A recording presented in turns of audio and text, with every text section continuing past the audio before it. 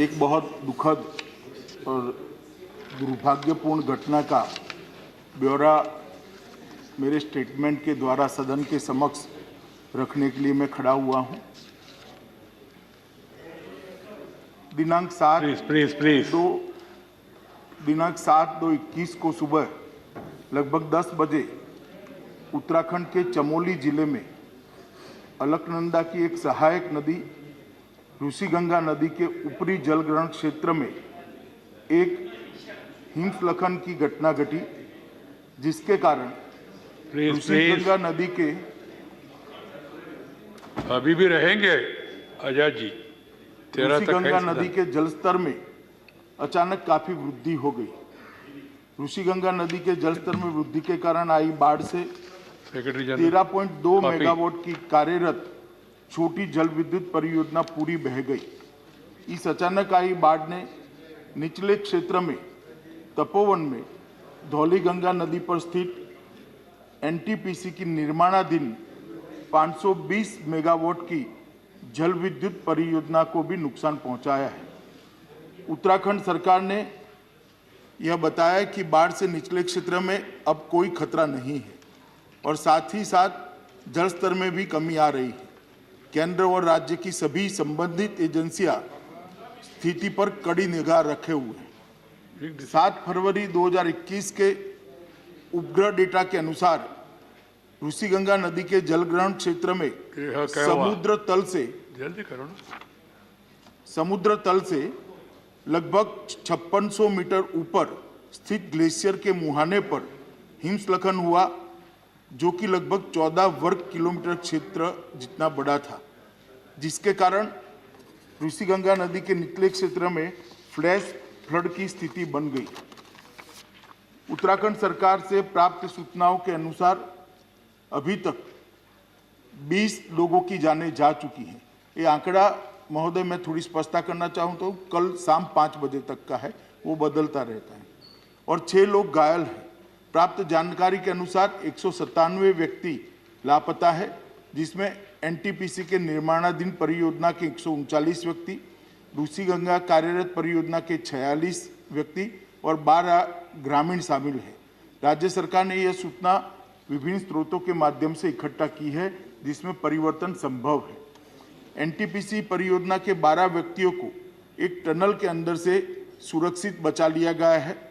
ऋषिगंगा परियोजना के भी 15 व्यक्तियों को घटना के समय ही सुरक्षित बचा लिया गया है। एनटीपीसी परियोजना की एक दूसरी टनल में लगभग अंदाजन 25 से 35 लोग फंसे होने का अनुमान लगाया जा रहा है। इस टनल में फंसे हुए लोगों को सुरक्षित निकालने हेतु बचाव अभियान युद्ध स्तर पर जारी है। साथ ही साथ लापता व्यक्तियों को ढूंढने का कार्य भी बड़े पैमाने पर किया जा रहा है।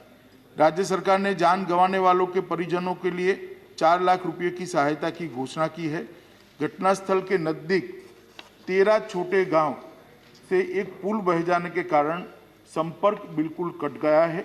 इन गांवों के लिए रसद और जरूरी मेडिकल सामान हेलीकॉप्टर के द्वारा लगातार पहुंचाया जा रहा है। केंद्र सरकार द्वारा स्थिति को 24 घंटे उच्चतम स्तर पर निगरानी की जा रही है। माननीय प्रधानमंत्री जी स्वयं स्थिति पर गहरी निगाह रखे हुए हैं। गृह मंत्रालय के दोनों कंट्रोल रूम द्वारा स्थिति पर 24 घंटे नजर रखी जा रही है और राज्य को हर संभव सहायता मुहैया कराई जा रही है। विद्युत मंत्रालय के माननीय राज्य मंत्री ने घटनास्थल का दौरा किया और चल रहे राहत एवं बचाव कार्य का भी जायजा लिया है। आईटीबीपी ने अपना कंट्रोल रूम वहां स्थापित कर लिया है और उनके 450 जवान सभी जरूरी साजो सामान के साथ घटनास्थल पर राहत और बचाव अभियान में लगे हुए हैं। एनडीआरएफ की 5 टीमें घटनास्थल पर पहुंच चुकी है और राहत और बचाव अभियान में लगी हुई है। आर्मी की 8 टीमें, जिसमें एक इंजीनियरिंग टास्क फोर्स भी शामिल है, घटनास्थल पर बचाव कार्य कर रहा है। एक मेडिकल कॉलम और 2 एम्बुलेंस भी घटनास्थल पर तैनात है। नेवी की एक गोताखोर टीम भी घटनास्थल पर तैनात की गई है। एयरफोर्स के 5 हेलीकॉप्टरों को भी इस कार्य में लगाया गया है। जोशीमठ में भी प्रशासन द्वारा एक कंट्रोल रूम स्थापित किया गया है। घटनास्थल पर विपरीत परिस्थिति में भी घटना के बाद से ही लगातार राहत और बचाव कार्य तुरंत शुरू कर दिया गया था। टनल में फंसे लोगों को बाहर निकालने के लिए रात भर के अथक प्रयास के बाद आर्मी द्वारा टनल के मुंह पर पड़े मलबे को साफ कर लिया गया है। काफी अंदर तक हमारे लोग गए हैं। केंद्रीय जल आयोग के जो कर्मचारी अलकनंदा और गंगा बेसिन हरिद्वार तक में कार्यरत है, उनको भी अलर्ट पर रखा गया है। सशस्त्र सीमा बल की एक टीम भी घटनास्थल पर पहुंच चुकी है। डीआरडीओ की एक टीम हिमस्खलन की निगरानी करती है, घटनास्थल पर वो भी पहुंच चुकी है। एनटीपीसी के सीएमडी भी घटनास्थल पर पहुंच चुके हैं।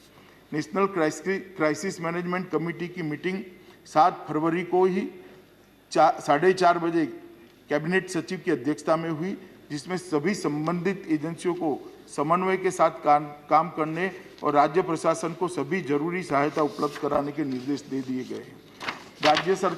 केंद्रीय एजेंसियों के साथ साथ जिला प्रशासन, पुलिस और राज्य आपदा प्रबंधन विभाग भी राहत और बचाव कार्य में जुटे हैं। एसडीआरएफ की 2 टीमें भी राहत में और बचाव में कार्यरत है। राज्य स्वास्थ्य विभाग की 7 टीमें, 8 एम्बुलेंस मुख्य स्वास्थ्य अधिकारी के साथ मौके पर मौजूद है। इसके अतिरिक्त राज्य सरकार ने 5 हेलीकॉप्टरों को भी बचाव कार्यों के लिए तैनात किया हुआ है। घटना के बाद सभी जगह बिजली की बहाली लगभग कर दी गई है।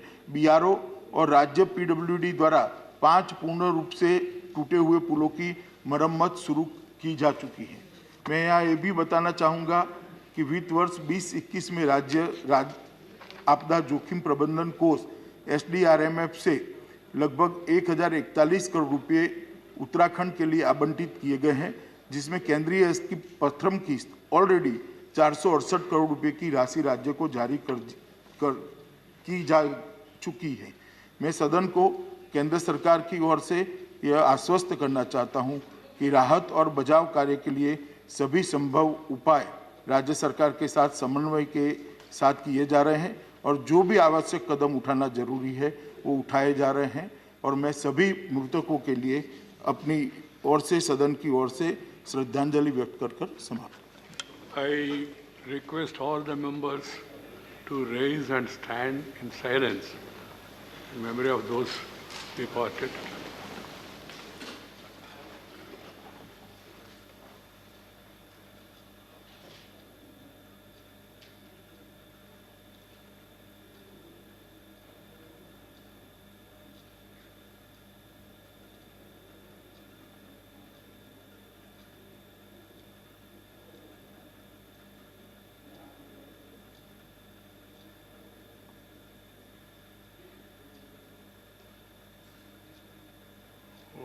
Shanti, Shanti, Shanti.